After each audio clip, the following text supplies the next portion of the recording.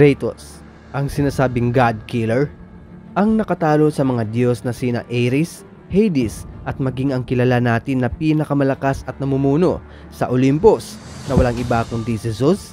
Atin niyang pag-uusapan sa videong ito mga kaibigan, kaya't kung ikaw ay bago pa lamang sa channel na ito ay mag-subscribe ka na para sa iba pang latest uploads na ilalabas sa channel na ito.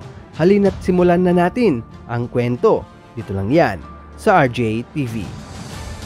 Ang mga primordials ay ang mga lumikha sa mundo, kasama na ang mga nabubuhay at mga espiritu na naroroon dito. At ang mga ito ay nahahati sa dalawang pangkat. Ang dalawang ito ay ang mga Diyos at Titans.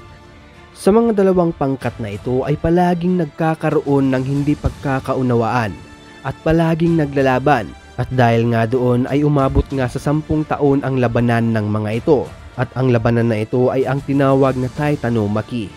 Dito ay natalo nga ang mga Titan at ang mga Diyos ang tuluyang naghari at namuno dito, ang Diyos na si Zeus. Nagdaan ang maraming siglo ay lumikha ang mga Diyos ng tao. At doon nga ay nagkaroon ng anak si Zeus sa babaeng Spartan na nagngangalang si Callisto. Nagbunga ang kanilang pagmamahalan ng dalawang batang lalaki na sina Deimos at Kratos. Isang araw, napag-alaman ni Zeus ang isang propesiya na ang isa sa kanyang magiging anak ay maaaring magpabagsak at aagaw sa kanyang trono. Dahil doon ay natakot siya, kaya't naganap ang pagpapakidnap ni Zeus sa kanyang anak na si Deimos. Habang si Kratos naman ay malayang lumaki, nakapag-asawa at nakapag-anak, at naging isang nirerespetong Spartan. Dahil nga sa tinataglay na galing ito sa pakikipaglaban, naging sikat si Kratos dahil sa pinapakita niyang katapangan at maraming tagumpay sa pakikipagdigmaan na kahit gaano man karami ang kanyang kalaban ay dito hindi niya inuurungan. Ngunit kahit ganon ay alam naman natin na ang lahat ng bagay ay may hangganan din. Isang araw ay nagkaroon ng labanan sa pagitan ng Spartan at Barbarians. Dito nga ay tila naubos na ang Spartan ni Kratos at nalagay na sa alanganin ang kanyang buhay. Dahil sa dami at malalakas ang mga Barbarian, siya na lang ang naiwan. Kaya dito nga ay humingi siya ng tulong at suporta mula sa God of War na si Ares. Ngunit sa isang kondisyon, ito ay magiging alipin at susundin ang lahat ng utos ni Ares. Kaya simula nun ay naging kontrolado na nga ni Ares itong si Kratos. At naipanalo nito ang digmaan. Lumipas ang panahon ay naging mabangis nga ang pag-uugali ni Kratos na halos nawawala na siya sa kanyang sarili. Hanggang sa hindi na niya ito namamalayan ang kanyang mga ginagawa. Maging ang mga taong inosente ay hinaharas na niya at umabot nga sa puntong napaslang na nga niya din ang kanyang asawa at ang anak. Sa kanyang nagawang iyon, doon nga ay nagising si Kratos at nabigla sa kanyang nagawa. Simula nun ay nagalit na siya at sinisisi niya si Ares sa lahat ng mga nangyari. Kaya doon ay nagkaroon si Kratos ng pangako na tatalunin at papatayin niya ang Diyos na si Ares bilang paghihiganti. Doon nga ay nanilbihan si Kratos sa mga Diyos ng Olympus. Ginawa lahat ni Kratos ang kanyang tungkulin dito. At ito nga ay ang naging hakbang ni Kratos upang mapalapit ang mga Diyos sa kanya at makuha niya ang suporta ng mga ito sa kanyang binabalak na gawin. Dito nga ay hindi nagtagal sa pagsisipag at magandang ipinapakita ni Kratos sa mga Diyos ay dito napansin siya ng isang diyosa na walang iba kundi si Athena. At doon ay sinabi ni Athena na matatalo niya lamang si Ares sa pamamagitan ng paggamit ng laman ng Pandora's Box. At nang mahanap nga ni Kratos ang Pandora's Box ay agad nitong binuksan. At doon ay ang mga kapangyarihan na nilalaman ng box ay napunta ito kay Kratos. At doon ay naging isang walang katumbas na makapangyarihan na bilang isang deity itong si Kratos ngayon. At doon nga ay naging madugo nga ang labanan na naganap sa pagitan ni Ares at Kratos. Hindi basta-bastang matatalo ang isang Diyos.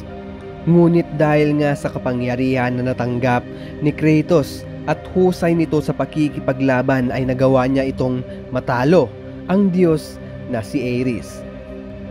Sa pagtalo ni Kratos sa Diyos ng digmaan ay siya na ngayon ang naging isang ganap at pumalit bilang isang God of War. Matapos nga ang kanyang matagumpay na misyong iyon ay napagdesisyonan niyang hanapin ang kanyang nawawalang kapatid na si Deimos. Nang matagpuan niya ito ay doon naman pinaslang ito ng isang Diyos na nagngangalang si Thanatos. Dahil sa ginawa ni Thanatos na ito ay naging dahilan upang magkaroon ng galit si Kratos sa mga Diyos. Labis na nagalit itong si Kratos sa nangyari. Dahil sa kung kailan pa silang magtagpong magkapatid ay doon naman pinaslang ito. Napuno ng rage si Kratos, dahilan upang mas lalo pa itong lumakas. Kaya't doon ay pinaslang din ni Kratos ang Diyos na si Thanatos. At dahil nga sa sobrang galit ni Kratos ay nagawa niyang wasakin ang lugar ng Greece at ibang bayan kalapit nito. At doon nga ay ito ang naging dahilan kung bakit napansin din siya ng pinuno ng Olympus na walang iba kundi si Zeus. Doon ay nang magharap ang dalawa, inalok ni Zeus si Kratos upang maglingkod ito sa kanya. Ngunit dahil nga sa naging pangit na ang imahe ng mga Diyos para kay Kratos, ay tinanggihan niya ito na dahilan upang maglaban ang mga ito. Ngunit sadyang mas malakas pa rin ang Diyos na si Zeus. Kaya dito ay natalo si Kratos at napaslang na dahilan upang mapunta si Kratos sa underworld, kung saan dito naman naghahari ang Diyos na si Hades. Naglakbay si Kratos sa underworld at naghanap ng paraan upang makapaghiganti kay Zeus. At dito ay marami din siyang nakalaban na Diyos. Ilan sa mga ito ay ang mga Sister of Fate. Natalo niya ang mga ito kahit pa kasing lakas ito ng mga Diyos. At doon nga ay nagamit ni Kratos ang kapangyarihan na meron sa mga ito. At ito nga ay ang kapangyarihan na makapunta sa nakaraan o ang tinatawag na time travel. Naglakbay nga siya sa nakaraan upang doon ay pigilan si Zeus na patayin ang kanyang dating katawan. At nang makapaglakbay nga itong si Kratos sa nakaraan, doon ay matagumpay siya sa kanyang balak na iligtas ang kanyang sarili.